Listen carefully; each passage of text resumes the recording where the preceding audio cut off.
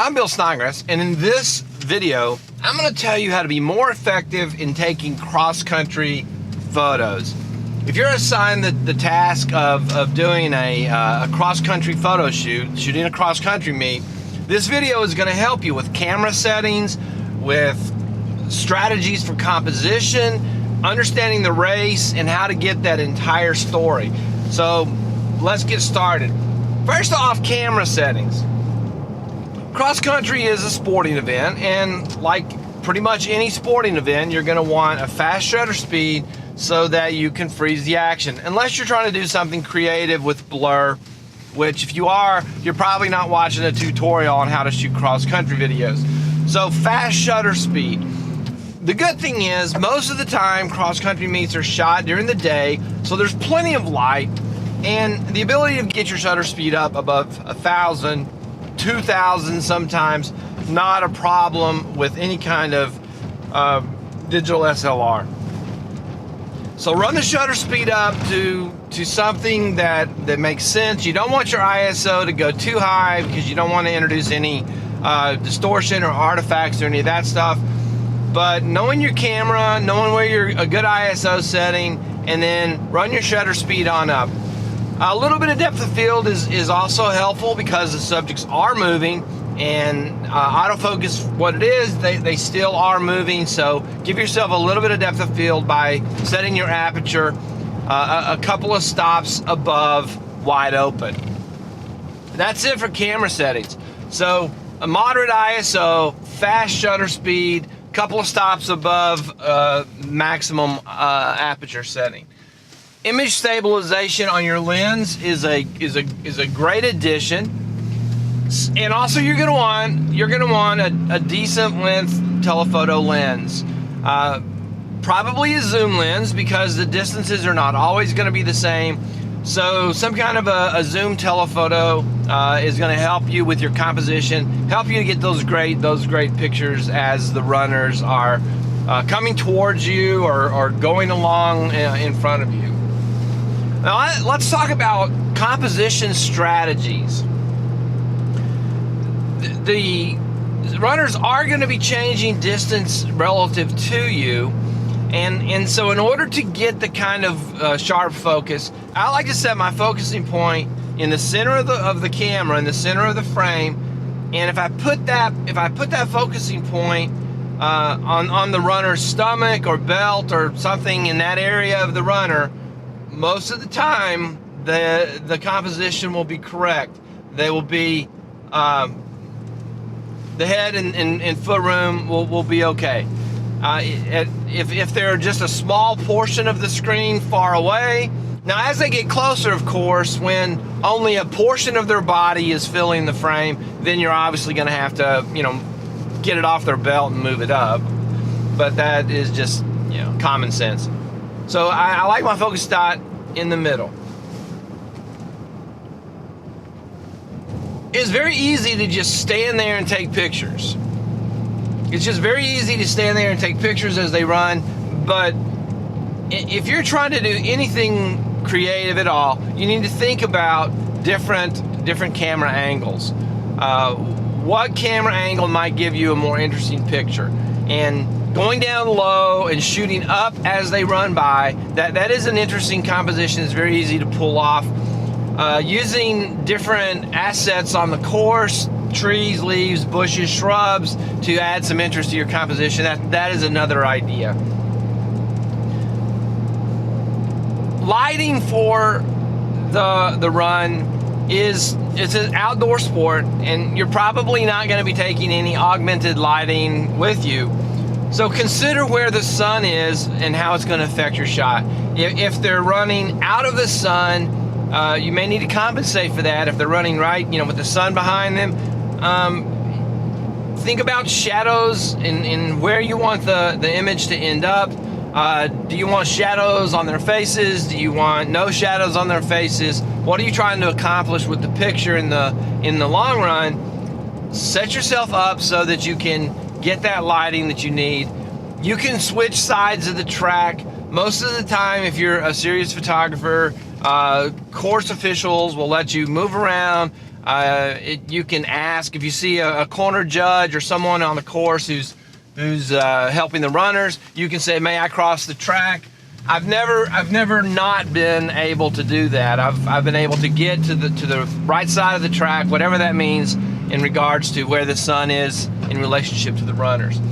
So try to position yourself to take advantage of the sunlight and get the best shot that you can get, depending on what you're trying to do with shadows and those sorts of things. Cross country begins with a mass start. That's going to be all of the runners in a giant line, and they're going to come running down this wide open area until they reach the narrow part of the course. Shooting the start of the race,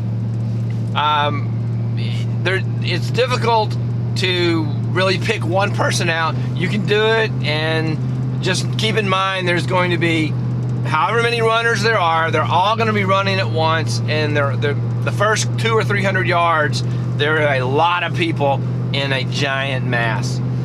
Then the races generally get into some kind of a 2 or 3 or 4 yard wide course where the runners will weave around whatever the facilities allow, oftentimes going through woods, down trails, those sorts of things. Then they're going to end up running to the finish line. So as they come into the finish line, there's what they call the chute, and this funnels all the runners down into a single file line where they're given their place tickets.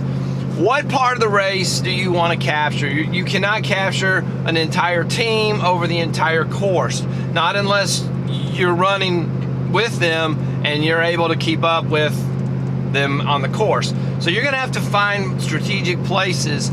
So for you as a photographer, knowing the course or knowing a few things about the course will help you to pick places to stand and wait for the runners to come to you. They usually are going to wind around, and usually the finish line and the starting line are close to each other because the judges and officials have a lot of things they have to move around. They don't want to be running 3 or 4 miles to try to get to the finish line. So the start line and the finish line will often be very close. A lot of courses will bring the runners around that area a few times. So if you can just pick a few places and wait for the runners to come. If you're going to try to take finish line pictures, if you're going to try to be there to get all those pictures as they come across the finish line, then you need to know about how long it's going to take the first runner to finish. And you're going to probably need to give yourself maybe a minute or 2 more to get to the finish line and get set up. Depending on the level of the runners and the difficulty of the course, it's going to be, you're going to have somewhere between 15 and 20 minutes to get back to the finish line if you want to capture all the runners crossing the finish line. I want to end this video talking a little bit about the story of cross country. It is not just a race, and unless you have a shot list that says get this runner running this corner, get this runner at the finish line, if you're going just to kind of capture the entire story of cross country, while the race lasts 15, a cross-country meet lasts literally hours. There is a drama that builds up to the beginning of the race, and the climax of the drama is the race. Ultimately, the finish is the end of the drama, but then there is the denouement. The end of the story after the climax. The story begins with arriving at the race location. It begins with setting up tents. There are snacks, there are coolers with water and cold towels, and there are lots of elements. The athletes will stretch, the coaches will have meetings. There is a lot of story that takes place before the runners go to the starting line. There's also an awful lot of drama that happens in the denouement, that happens after the crossing the finish line. There will be athletes who have pushed themselves a little too hard, and they will be experiencing the effects of that, oftentimes in very dramatic ways. The emotion on their faces, the sometimes discomfort that is obvious there. All of these are part of the cross-country story. Then after the denouement, there's, I guess, what you would call a prologue, which will be cool downs, packing up, and going home. So the entire cross-country story is not a 15-minute story or a 20-minute story or a 30-minute story. The entire cross-country story is at least the hour before the race and 30 minutes after. So if you're trying to capture the entire event, if you're trying to do a photo documentary of an entire cross-country event, you need to get early and plan to stay late. So hopefully this video will have helped you with making decisions about how to set your camera up, composition issues, placing yourself on the course, anticipating the race, being able to get the shots that you're trying to get, and ultimately being able to tell that story of cross country. If you enjoyed this video, please click the like button, sign up for notifications, subscribe to the channel, leave me a comment, a question, anything like that. But love to hear your thoughts and questions and suggestions. That's all I have for this one. I will see you in the next one.